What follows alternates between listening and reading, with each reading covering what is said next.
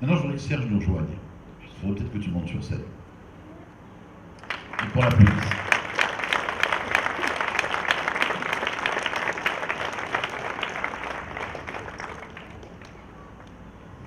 Alors, devine, Serge.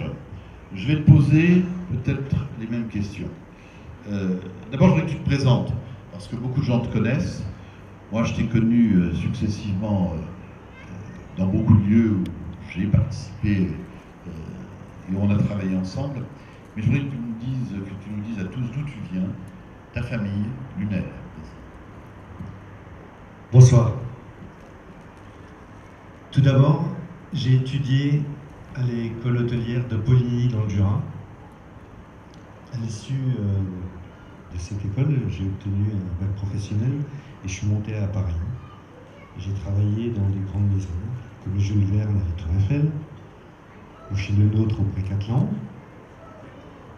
J'y ai fait mon armée aussi, dans un endroit fabuleux, à l'état-major de la Marine, pour le chef d'état-major de la Marine. Et là, j'ai rencontré une personne qui sera décisive pour la suite. Cette personne, c'était Bernard Gérard, qui était directeur de la DST, nommé par Charles Pasqua. Un homme de qualité, un homme visionnaire. Et j'ai terminé mon armée et j'ai continué sur Paris en devenant directeur du restaurant Amphiclès, 2 étoiles Michelin. Un jour, je reçois un appel. Et là, Bernard Gérard annonce qu'il est nommé préfet de région à Montpellier. Il me propose un challenge, devenir son intendant des résidences du corps préfectoral. Comment ça se fait qu'il s'est souvenu de toi et qu'il t'appelle? Parce que c'est un homme, c'est un grand monsieur qui... Pourquoi Serge? Pourquoi il appelait Serge? En fait, il m'a fait confiance et moi je lui ai fait confiance. Je crois que c'est très simple. Parce que c'était lui, parce que c'était moi, disait Montaigne à un moment donné. Donc cette confiance est là. Alors qu'est-ce qui t'a appelé cet homme-là? Parce que c'est pas anodin, un personnage. Alors pendant 18 ans, avec 8 préfets successifs, je reviendrai à Bernard Gérard. J'ai sillonné la région de long en large. J'ai côtoyé beaucoup de gens, beaucoup de décideurs, beaucoup d'élus. Et Bernard Gérard, ce qui a fait sa force, c'est qu'il a, en arrivant dans la région, il a voulu changer les choses. Il est arrivé dans une période, vous la connaissez tous, où la viticulture était en danger dans la région. Et il a milité pour qu'on puisse reconstruire une viticulture de qualité en arrachant. Voilà. Et puis aussi, c'était un fervent défenseur de l'aménagement du territoire.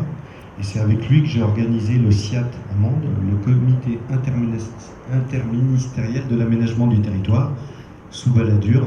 Et on avait fait descendre 17 ministres à Mende. Je peux vous dire que c'est quelque chose. Donc c'est un homme de challenge. Oui, vraiment un homme de challenge, mais en même temps quelqu'un qui aime les gens, qui te donne envie. Pendant toutes ces années, j'ai rencontré, comme je l'ai dit, des grands hommes. Et là, un grand homme, Georges Frêche.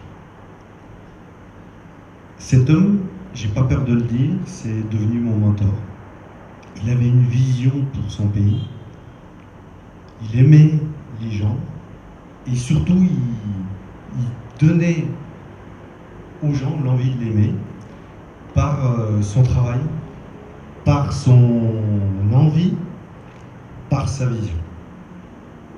Serge Poitu, tu iras loin, mon grand, je te le sens. Vous vous souvenez de sa voix? Alors, Georges Frêche, bien sûr, vous le savez tous, est décédé, mais juste avant de partir, il m'avait demandé de le rejoindre à l'agglomération de Montpellier, et c'est là que je travaille actuellement. D'accord. Alors, Catherine nous a expliqué comment vous aviez créé. J'ai oublié quelque chose quand même. J'habite Lunel. J'habite Lunel depuis 24 ans. Et j'y ai fondé ma famille. Mon épouse, qui est présente. Catherine, rapproche-toi. Nathalie. Non, mais dites Catherine. Rapproche-toi. J'ai un fils, 19 ans, une fille, Alix, tous deux nés à Lunel. Et je me suis impliqué aussi socialement dans cette ville, dans ce pays, au travers de plusieurs associations, ça a été dit. Et puis, voilà, j'ai envie de faire bouger les choses.